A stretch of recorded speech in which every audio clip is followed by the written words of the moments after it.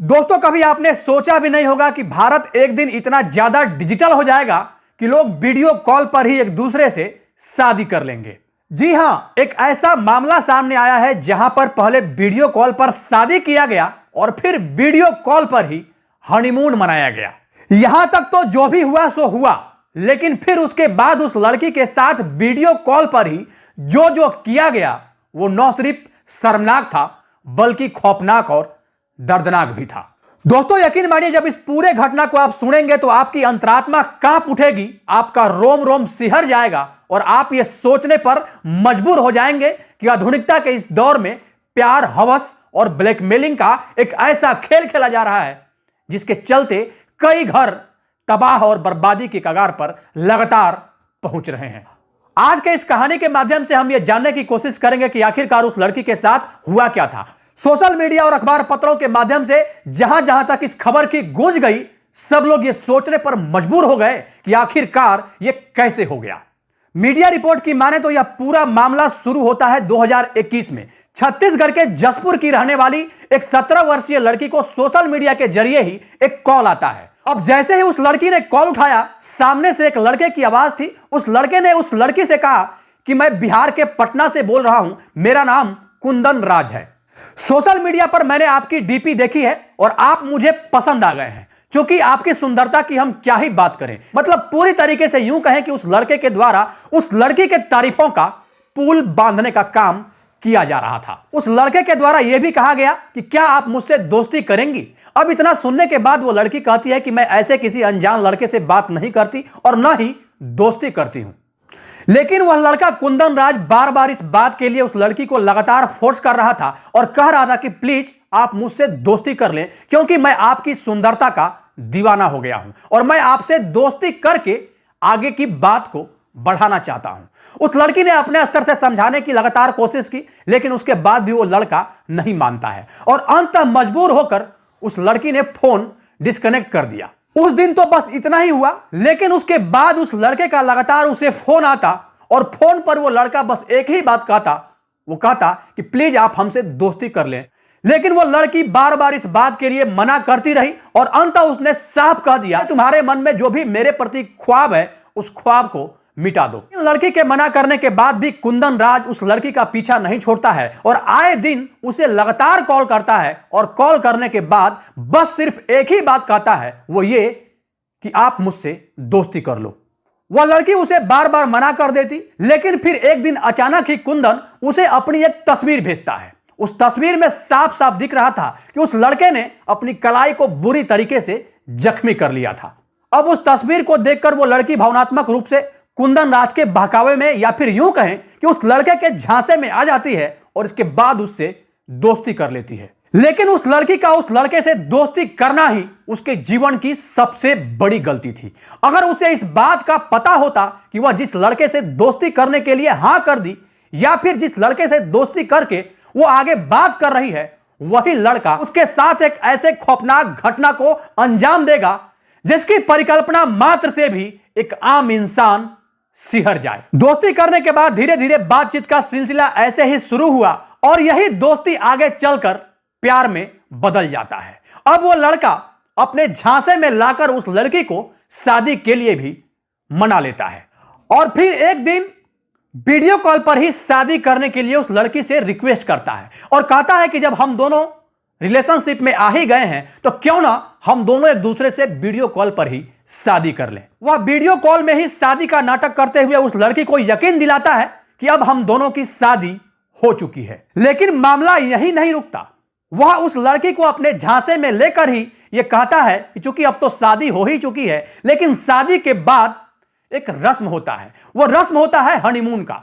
मैं चाहता हूं तुम्हारे साथ वीडियो कॉल पर ही हनीमून मना लूं। और अंततः उस लड़की को वो वीडियो कॉल पर ही हनीमून मनाने के लिए भी राजी कर लेता है और फिर कुछ इस तरीके से उस लड़की के साथ वीडियो कॉल पर ही हनीमून मनाने का वो खेल खेलता है और इसके बाद फिर उसके कुछ आपत्तिजनक तस्वीर वीडियो कॉल के दौरान का ही वो अपने मोबाइल में रिकॉर्ड कर लेता है और इसके बाद फिर आए दिन लगातार उसकी डिमांड बढ़ती जाती है और वो कहता है चूंकि अब हम दोनों पति पत्नी हो चुके, हम दोनों ने एक दूसरे के साथ हनीमून भी बना लिया, तो इसलिए मैं चाहता हूं कि अब हर रोज तुम हमारे साथ वही करो जो पति पत्नी एक दूसरे के साथ करते हैं। लेकिन यह जो भी कुछ हो रहा था वो एक दूसरे के नजदीक रहकर नहीं हो रहा था, बल्कि एक लड़का बैठा हुआ था पटना में और एक लड़की बैठी हुई थी छत्तीसगढ़ के जसपुर में, और दोनों वीडियो कॉल पर ही ये सारा खेल खेल रहे थे। वह लड़की उस लड़के के साथ वीडियो कॉल पर ही हर वो कुछ करती जो वो लड़का कहता। कुछ दिनों तक वीडियो कॉल पर ही इन दोनों का कुछ इसी तरीके से लगातार चलता रहा। वह वीडियो कॉल पर ही उसे उस अवस्था में आने को कहता और इसके बाद ये दोनों एक दूसरे को उसी अवस्था में देखते, और जब तक वीडियो कॉल चलता उसका सारा वीडियो और सारा फुटेज वो लड़का अपने मोबाइल में रिकॉर्ड कर लेता और उसे स्टोर करके हार्ड डिस्क में रख लेता।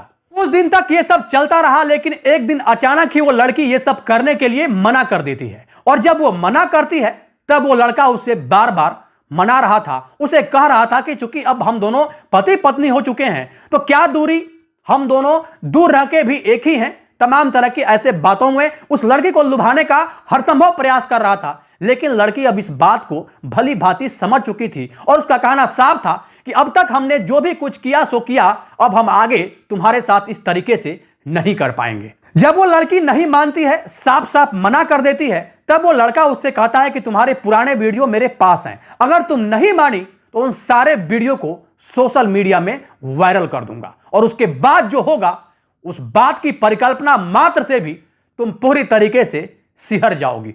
आखिरकार वो लड़की क्या करती?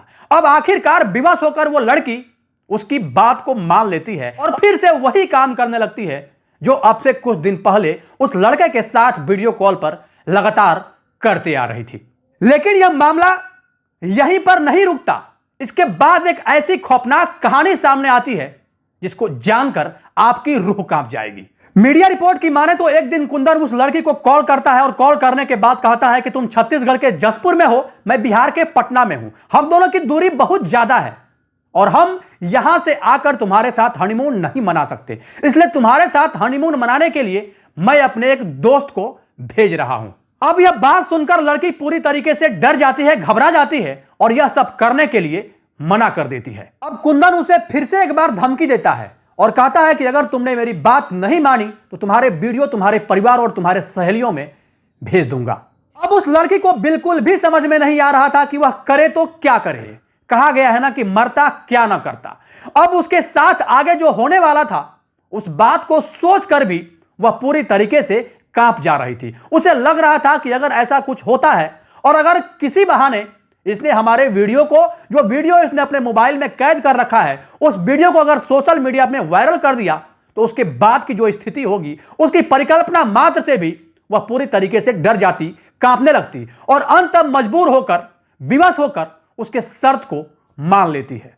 लेकिन कुंदन एक शर्त रखता है और कहता है कि जब तुम हमारे दोस्तों के साथ हनीमून मनाओगी उस पल का वीडियो मैं अपने मोबाइल में लाइव देखना चाहता हूं। और आखिरकार वीडियो वायरल होने के डर से उसके इस शर्त को भी वह लड़की मान जाती है।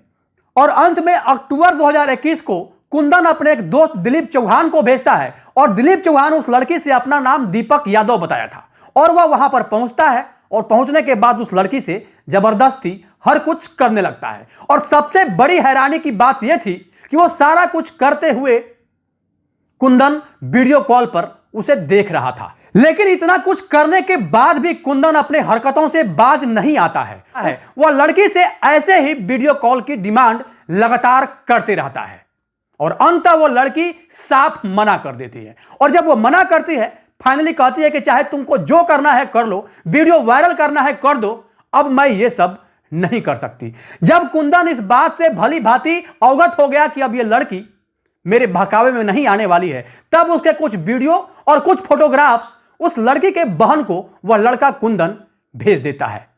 लड़की कुछ समय तक तो चुप रहती है, लेकिन फिर एक दिन वह हिम्मत जुटाकर अपनी बहन के साथ जाकर दुलदुला थाने में एक FIR दर्ज कराती है और सारे घटना का जिक्र करती है जो भी उसके साथ हुआ था।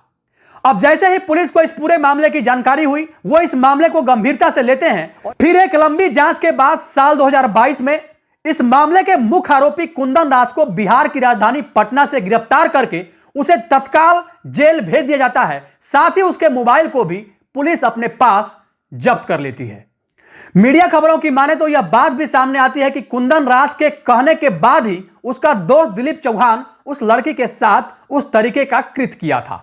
जैसे ही पुलिस को इस बात की जानकारी होती है, अब दिलीप चौहान की गिरफ्तारी के लिए पुलिस लगातार दबिश देने लगती है, लेकिन दिलीप चौहान बार बार अपना ठिकाना बदलता रहता है। अब जहां ही पूर्व सूचना के बाद पुलिस की टीम पहुंचती, दिलीप चौहान वहां से ही फरार हो जाता और आखिरकार पुलिस अपने मुखबिर तंत्र को एक्टिव करती है, साइबर सेल की भी मदद लेती है और इसके बाद यह पता चलता है कि दिलीप चौहान गोवा में है। अब पुलिस की टीम जैसे ही गोवा में दबिश देती है, दिलीप चौहान वहां से भी फरार हो जाता है।